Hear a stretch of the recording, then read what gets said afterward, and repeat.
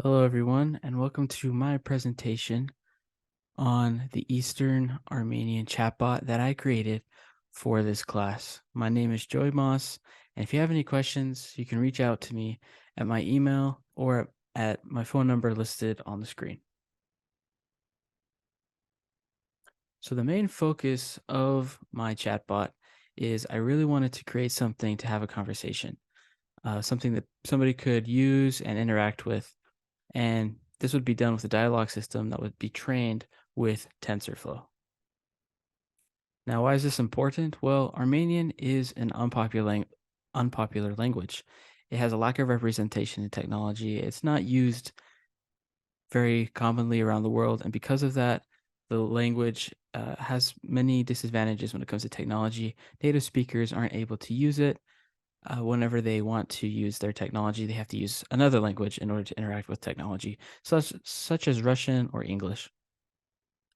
Now, some similar approaches to this chatbot is OpenAI's ChatGPT. Now, this is very popular, and this is kind of where I got my idea from, but it is important to notice and discuss because that is why I wanted to do it.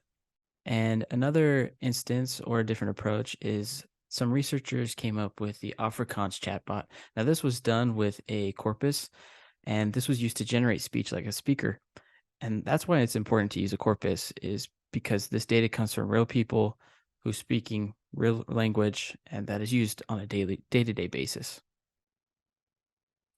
Now, this quote comes from some other researchers who wanted to explain the importance of chatbots and their use of language today.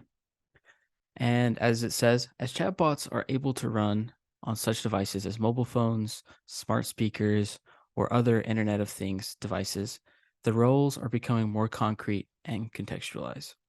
Now, this is important because, as it mentions, chatbots are becoming used everywhere. And as we use our devices, we're interacting with them on a day to day basis, such as our Siri or other things like a Google Assistant. Now, my real project overview of how I was going to accomplish such a feat and be able to do it all is one, I'd need to use Python. And obviously, it's very intuitive and you got to know how it works. And with that, I also had to use a bunch of toolkits and libraries, such as TensorFlow, which, as we've discussed in this class, is very useful.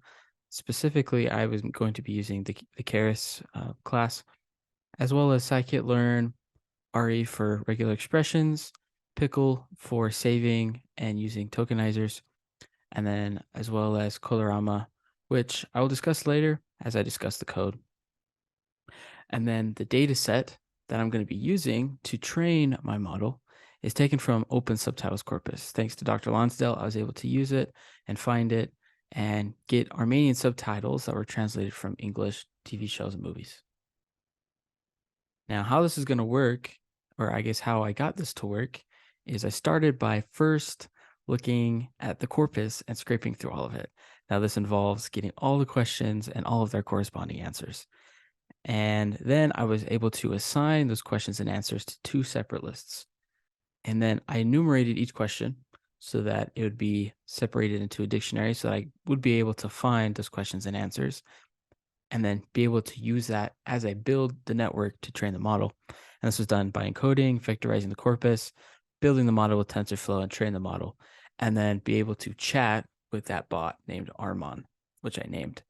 I will, as I'm going to be discussing now, I will show you in a demo exactly how this is going to work. Now, this will be done by splitting it into two parts. First, the corpus and how I scraped from it, and then we're going to be going into the main actual network and looking at how TensorFlow works with my chatbot and splitting up into sections so that it's easy understandable and we can figure out how it works. And yeah, so I'll show you the demo now. As was mentioned in that presentation, I want to kind of show you piece by piece those Python scripts so you'd be able to understand exactly what it is I'm doing. So to start off, as you can see in line 6 and 8, I import my OS and I had to choose a directory that fit the output better so I could find it. And then in lines 11 and 12, I create a new list for saving the data. Now this was done with line 15. So this is where I opened that open subtitles txt file. I read it in, and then with line 16, I had to read it with split lines. Now this was done to read every single line. Otherwise, it would just separate it by every single character. And then line 18, I enumerated the dictionary. And this was done by reading in every single line and numbering each one. Now this was important specifically for lines 21 through 28. So the way that I did this is I iterated through every single item in that new dictionary that I created in line 18. And then if that specific line had a question mark in it, as it shows in line 22 right here, then it would print to the user or to the terminal the question or the word question, and then the actual question, and then it would append that question to the list called questions. And then in line 26, it would take the dictionary, look at the index of wherever that question was, and grab the next one. So basically grabbing the answer to that question and then printing that to the user and then adding that answer to the list called answers. Now basically all this means is I'm looking for all the questions, grabbing the question, and then grabbing the answer that comes right after it and adding them to two separate lists. And then I save both of those lists to txt files as is shown in 32 to 38 with just opening, iterating through all of them, and then printing each one line by line. And now we're going to switch over to the actual Eastern Armenian chatbot. Now, with this one, it does show some problems in some of the imports. However, it works just fine, as you will see later. So, as is shown in lines 6 through 15, we got to import NumPy, TensorFlow, and all of its libraries, as well as scikit-learn in line 12, regular expressions in 13, OS, Pickle, Colorama, and Time, which I'll kind of explain later as we go through as well. In line 18, I once again changed back to that same directory, which is my final project directory. And then in lines 21 and 22, this is kind of like a basic list of questions that I came up with myself that I really wanted to make sure that it worked later, but it's also something I can append other questions and answers to. And the way that it works is they are correlated. So I know some of you can't read this, but basically this first word right here, barev, it just means hello, and then the answer, barev, so you know hello, hello back. And then it says, how are you? I'm good, thank you. What are you doing? I'm working. And then how do you stay busy? I'm learning from the things that you say. So really I just try to make basic things that maybe something like ChatGPT or any other chatbot would respond with to a user. And then in lines 24 through 34, I'm really just opening those questions and answers files that I had just made in the other py file and reading them with split lines once again to make sure that it gets each line. And then I appended them to those lists called questions and answers that I just discussed. And the next step really begins this whole entire process of building this network and getting it to work. So this involves, in line 37, my training labels. Now I created this list so that I could append to it later, as will be discussed in this line 40 to 43. And the way that this works is I enumerated all the lines in the questions list, meaning I took every single question and I counted them. And so basically what we have is a list of numbers related to every single question. Now this was done so that I could label every single question and answer, and that way each one would basically be tagged. In lines 45 through 48, this is basically saving the encoder from scikit-learn to a variable, and then it fits the encoder to the training labels. And this is basically enabling this encoder to really work with the training labels, these numbers, so that we have something to work with from the beginning. In lines 50 to 54, this is just setting the parameters of the network, setting the vocab size to 1,000, the embedding dimension to 16, and the maximum length of characters to 20. And then line 54 stands for the out of value token. So if it can't find a value, then it just sets that value to OOV. Now, this probably won't happen, but it's just there just in case. So lines 57 through 60, this just initializes the TensorFlow tokenizer, which vectorizes the corpus. So this sets the number of words to the vocab size. As we discussed, it was 1,000, and the OOV token is just our OOV token that is found there. And then the tokenizer fits on the texts using the questions. And then the next line, the tokenizer.wordIndex, not necessarily needed, but helps with accuracy and loss of training, and it saves the integer array to a variable.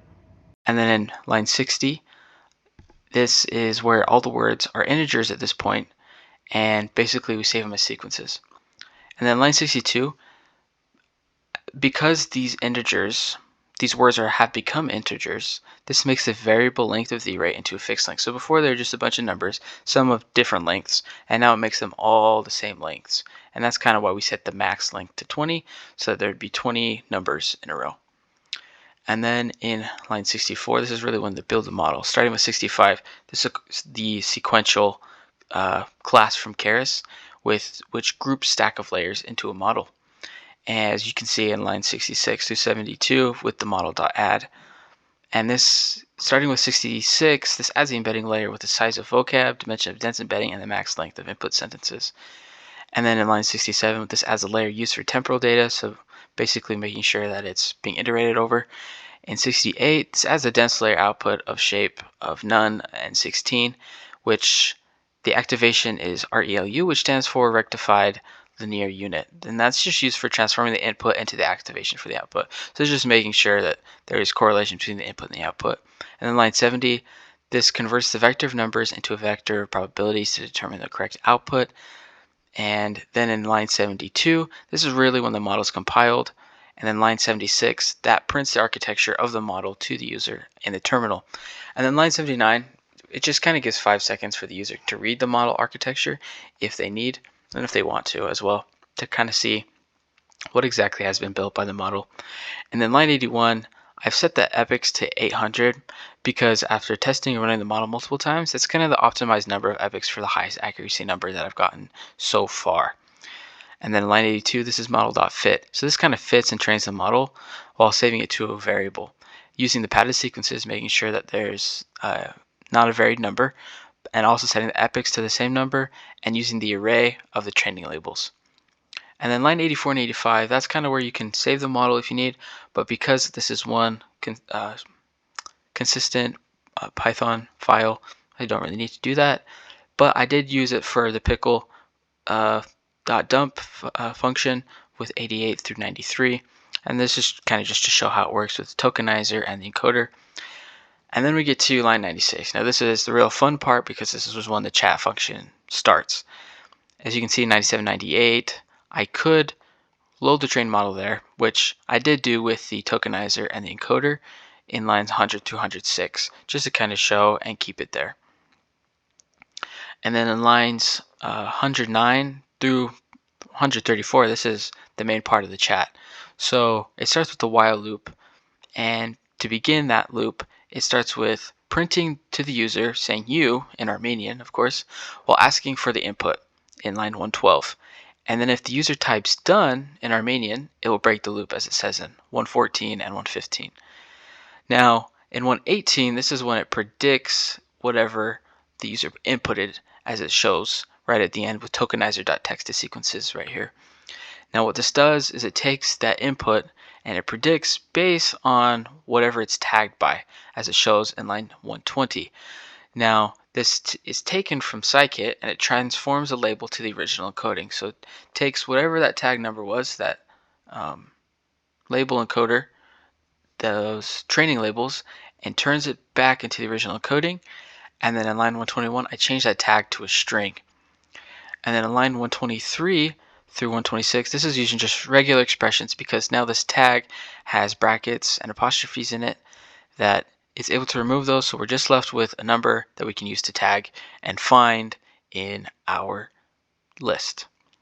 In lines 128 to 134, this basically just iterates through all of the integer labels in the training labels list, and if it finds it, then it prints out the word Arman, meaning he's the one who's talking, and then that answer is then tied to the label, and if it is, then it gives that correct answer and then prints a new line, and it continues this iteration until the user says done. Well, as you can see in line 137, prior to this chat being called at the very end in line 142, it first waits 5 seconds for the user. Then it prints 2 lines. Then it says, "Hello, I'm Armon. Write to me your questions and write done when you want to close this program." And then it waits another 5 seconds so you can read those instructions, prints 2 empty lines, and then it calls a chat function so that you can actually start chatting with the chatbot, Armon.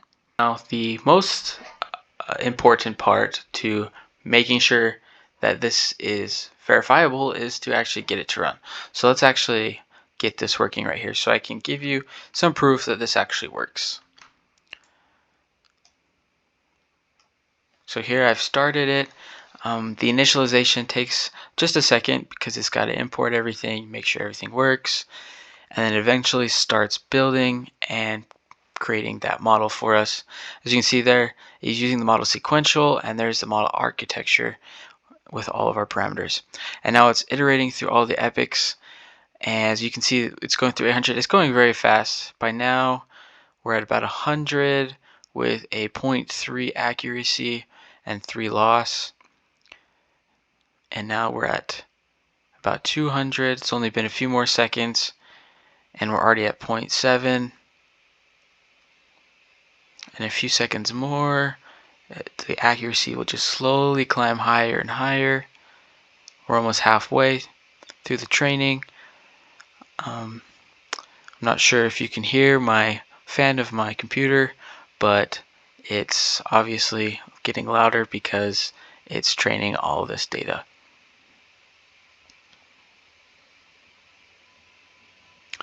Now that we are at 500, we're seeing that it's about hitting 0.91. Sometimes, occasionally, you'll see 0.92 if it's not pixelated. And now we're starting to see the consistency on the 0.9 for accuracy and a loss of only 0.19 for the most part. And now it's done with that. There it says, "Hello, I'm Armin. Write to me your questions. Write end when you want to close this." Then it says you. Now I can respond and say hello. It responds back hello. Then I can say, "How are you?" And it says, "I'm good, thank you." And then I can just say done. And that's it. That is basically how the chatbot works in its simplest terms. Obviously, I can try everything, but that would be inefficient because the best thing to do is to just try it yourself. Now that you've seen the demo, let's kind of discuss those limitations and problems that we saw. Um, I know that I didn't show all of them and really any, but there are some that would really take some time to really show you and help you. In order to help you really understand them all, you'd have to know Armenian really well. But specifically, the problems that I saw was first the data. I wanted to be able to use more data so that it had more interesting responses. The precision and recall, often it's not exactly how the question, often if it's not exactly how the question is found in the corpus, then the answer may not be related. And kind of with that, the inconsistencies, sometimes when training the model, the accuracy changes, or even the answers to the questions that are given for the input. So if you're just varying just a little bit, it sometimes changes the answer completely, even though you're typing the exact same thing and maybe you put the question mark in a different spot. So how does it compare? Well, obviously ChatGPT is trained on a very large language model, and so it's really hard to compare it to anything like that. And the lack of creativity is also a large, I guess, problem. Specifically, that it's not able to generate new messages, whereas this one just responds with whatever is found in the corpus. And although those two things are kind of on the disadvantages, the advantage is it's really the front line of development for Eastern Armenian because no other Eastern Armenian chatbots really exist as far as I could find. And that's kind of important as we try to learn and discuss how it's going to be working in the future for those Armenian speakers who want to use these type of AI models in their technological advances.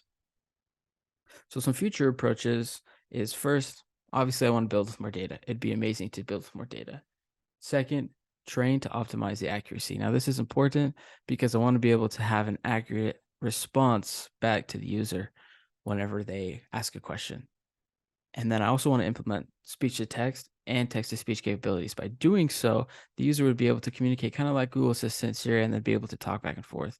And then I want to also make it available for browser use, kind of port it to the browser so that somebody can talk kind of like a virtual assistant or somebody who's discussing with customer service, those kinds of things.